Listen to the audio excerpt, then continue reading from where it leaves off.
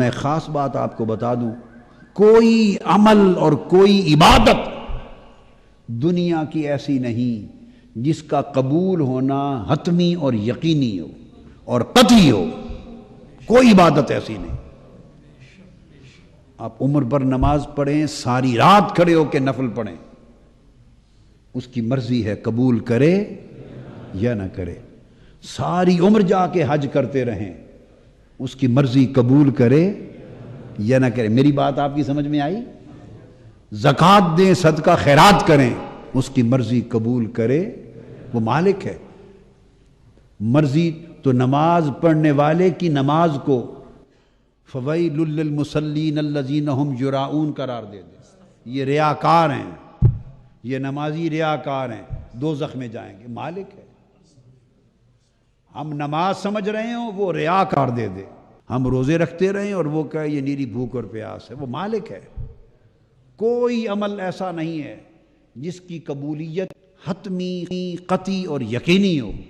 ہر عمل اور ہر عبادت کی قبولیت ظنی ہے۔ کیا ہے؟ بولیے۔ کہتے ہیں ہر عبادت اور عمل، نماز، روزہ، حج، زکوٰۃ، عمل صالح، صدقہ، خیرات، جہاد، احادیث میں تفصیلات آئی ہیں، ہر عبادت اور ہر عمل ظنی القبول ہے۔ کیا؟ ظنی القبول ہے، چاہے قبول کرے چاہے نہ کرے۔ ایک عمل درود و سلام ایسا ہے کہ جو کبھی بھی ظنی نہیں ہے، وہ قطعی القبول ہے، وہ قطعی القبول ہے۔ ادھر درود پڑھنے والے نے درود و سلام پڑھا، اسی لمحے قبول ہو گیا۔ درود و سلام یاد رکھ لیں، کسی کا بھی رد نہیں ہوتا، کسی کا بھی رد نہیں ہوتا، کسی فاسق و فاجر کا بھی رد نہیں ہوتا،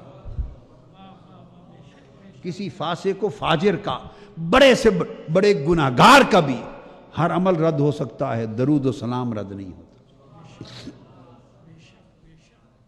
کیوں؟ کہ درود ہے کیا؟ درود ہے اللہ تعالی حضور پر درود بھیج، اس کو درود کہتے۔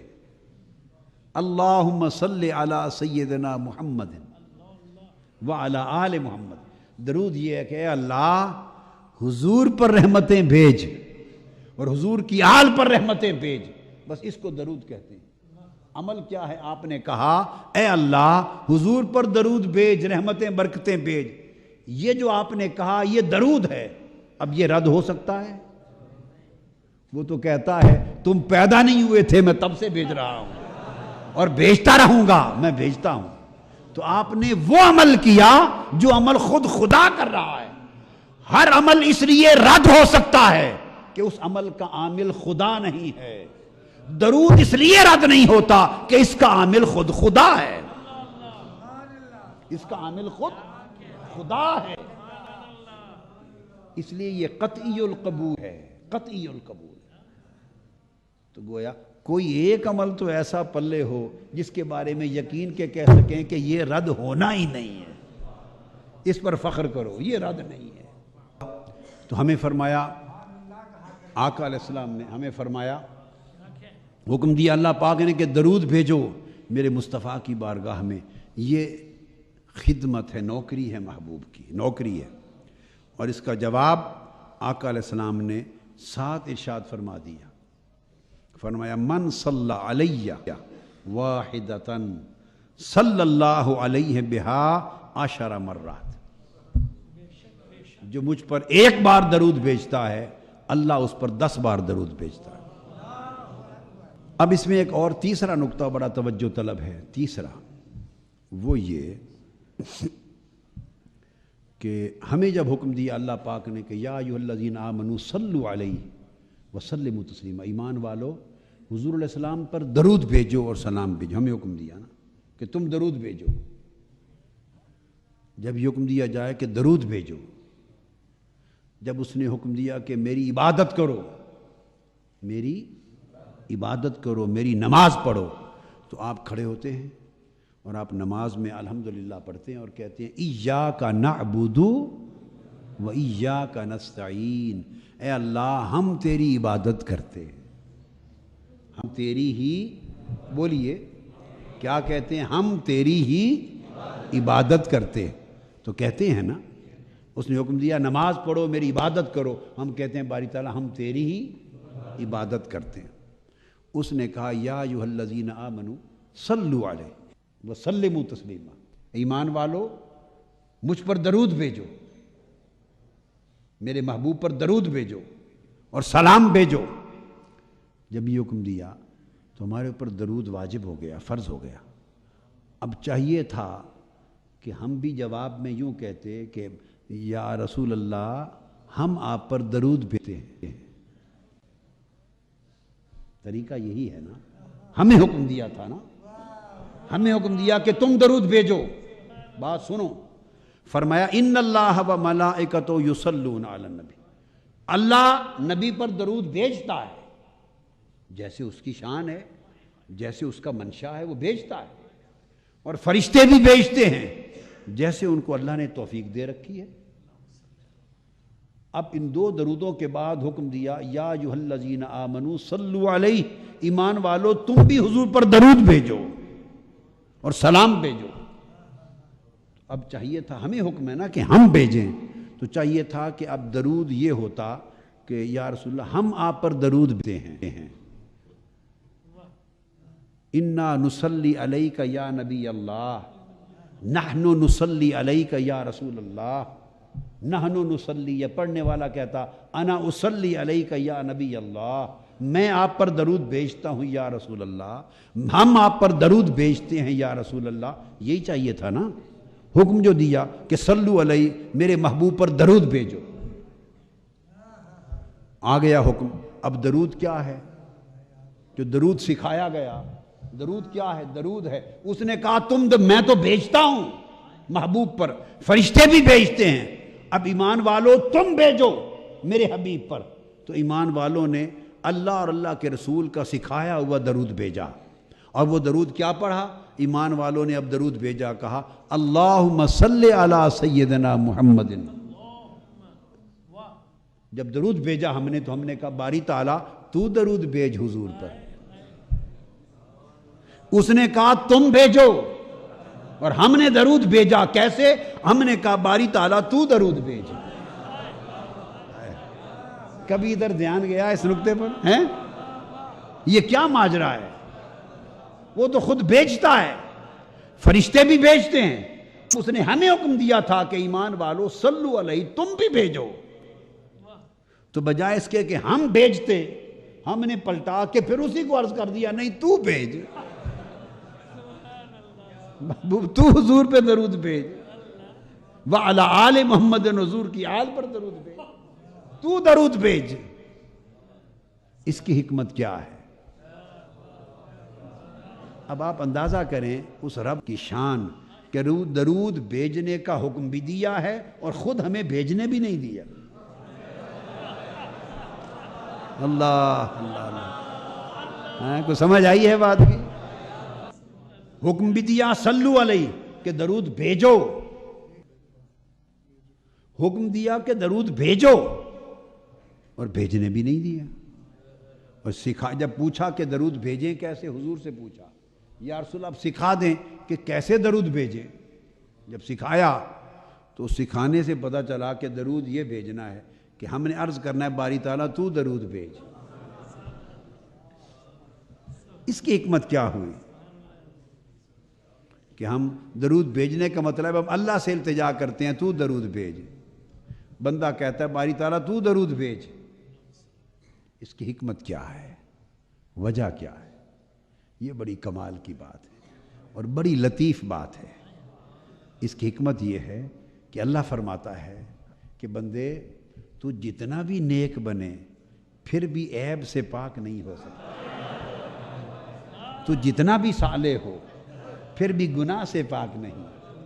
تو جتنا بھی اعلیٰ ہو پھر بھی نقص سے، کمزوری سے پاک نہیں. اور میرا محبوب طاہر و مطہر ہے، میرا محبوب طاہر و مطہر ہے اور درود بھی طاہر و مطہر ہے. اگر تو کہے انا اصلی علیک یا رسول اللہ، نحن نصلی علیک یا نبی اللہ، حضور میں آپ پر درود بھیجتا ہوں، ہم آپ پر درود بھیجتے ہیں، تو آپ ہیں کون یہ کہنے والے کہ ہم آپ پر درود بھیجتے ہیں؟ میں آپ پر درود بھیجتا ہوں۔ اللہ نے کہا کہ درود بھیجو، اور بھیجو یوں کہ مجھے کہو کہ میں بھیجوں، پڑھوں گا پھر بھی میں، مگر تمہارا بن جائے گا۔ ارشاد فرمایا کہ اپنا درود بھی خود بھیجوں گا، جو ان اللہ و ملائکتہ یصلون علی النبی کے حصے کا ہے، جو میرے حصے کا درود ہے وہ بھی خود بھیجوں گا، اور صلو علیہ کے حصے کا بھی میں بھیجوں گا۔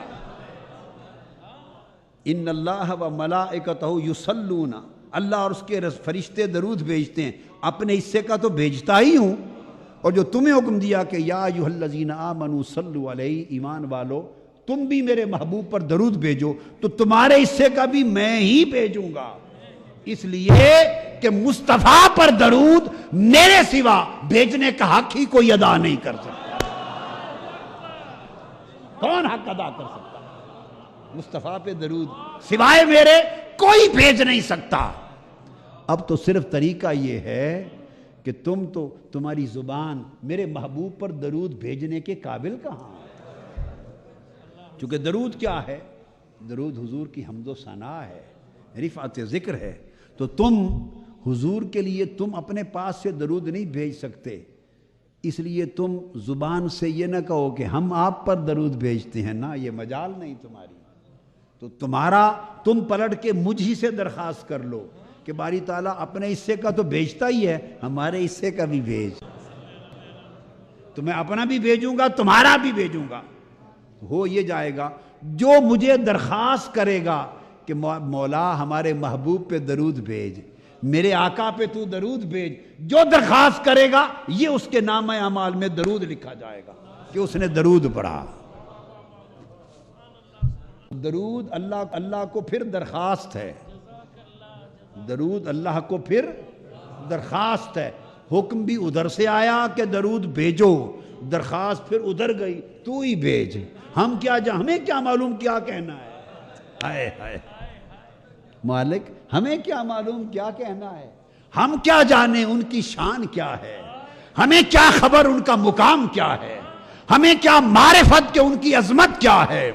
ہمیں کیا آگہی کہ ان کے مقام کی رفعت کیا ہے؟ ہمیں کیا خبر کہ ان کا جمال کیا ہے، ان کا کمال کیا ہے، ان کے خصال کیا ہیں، ان کے نوال کیا ہیں، تیری ان پر شفقتیں کیا ہیں، لطاف لطف و کرم کیا ہے، عنایتیں کیا ہیں، ان کی بلندیاں کیا ہیں۔ ممکن ہے ہم اپنی طرف سے تعریف کریں اور وہ ان کی نقص شان ہو جائے، ہم اپنی طرف سے تعریف کریں اور وہ ان کی تنقیص ہو جائے، ان کی شان کے منافی ہو جائے۔ نہ ہمیں خبر، نہ ہمیں معرفت، نہ ہمیں ادراک، نہ ہماری زبان پاک، نہ ہمارا فہم بلند، نہ ہم میں اتنی وسعت، نہ توفیق۔ مولا تو نے حکم دیا درود بھیجو، تعمیر ہو گئی، ہماری طرف سے تو ہی بھیج دے، ہماری طرف سے بھی تو ہی بھیج دے۔ تو اللہ نے ہماری طرف سے بھیج دیا، تو اب درود قبول ہوا کہ نہیں؟ قطعی طور پہ، قطعی طور پہ قبول ہو گیا نا، رد ہی نہیں ہے۔ رد اس لیے نہیں کہ ہم نے تو اپنی طرف سے کیا ہی کچھ نہیں، رد کیا ہو؟ ہم پڑھتے تو رد ہوتا، آپ سمجھے بات کو؟ اگر ہم پڑھتے تو رد ہوتا، ہم اگر کہتے کہ میں درود بھیجتا ہوں حضور پر، ہم درود بھیجتے ہیں نبی پر، اگر ہم یوں کہتے تو شاید رد بھی ہو جاتا، کیونکہ پھر وہ ہمارا تھا۔ اب تو وہ جو ہم پڑھ رہے ہیں وہ ہمارا ہی نہیں ہے، وہ تو خدا کا ہے۔ ہم تو اسی کو کہہ رہے ہیں مولا ہم گناہگار ہیں، ہم ناقص ہیں، ہم عیبدار لوگ ہیں، ہمیں سمجھ ہی نہیں کیا کہنا ہے، تو جو درود بھیجنے کو حکم ہے تو ہی ہماری طرف سے بھیج دے۔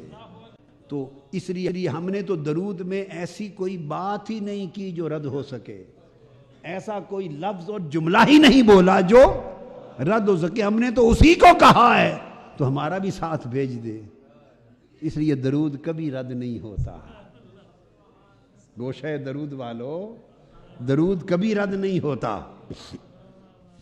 تو یہ 10 دن وہ آپ وہ عمل کر رہے ہیں کہ ہر عمل اللہ نہ کرے کہ رد ہو، مگر رد ہو سکتا ہے یہ 10 دن کا درود کا عمل کبھی رد نہیں ہو۔ صلی اللہ علیہ وآلہ وسلم۔